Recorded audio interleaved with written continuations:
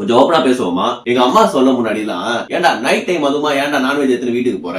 அப்புறம் சொல்லும், டேய் அமாவாசை அதுமா மதியானம் 12 மணிக்கு அங்கங்க சுத்தி போடுவாங்க. இப்ப போய் நான்வெஜ் எடுத்துட்டு போற. நீ வீட்டுக்கு வேற தலைச்சம் போடல. காத்து கருப்பு ஏதாவது உன்னை அண்டிரும் அப்படின்னு சொல்லும். இங்க தலைச்சம் போடலன்னா வீட்டுக்கு முதல் ஆம்பளை பையன் அர்த்தம். அப்புறம் கையில இருக்க இரும்பு எடுத்து கொடுத்து இத கூடையில போட்டுன்னு போடா.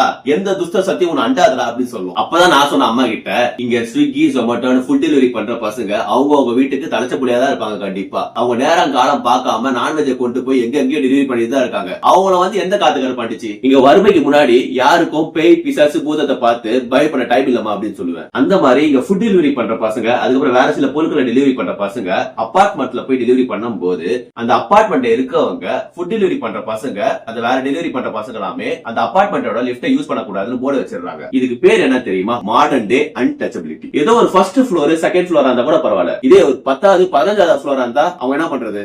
மாங்குன்னு படிக்கட்டுல ஏறி மேல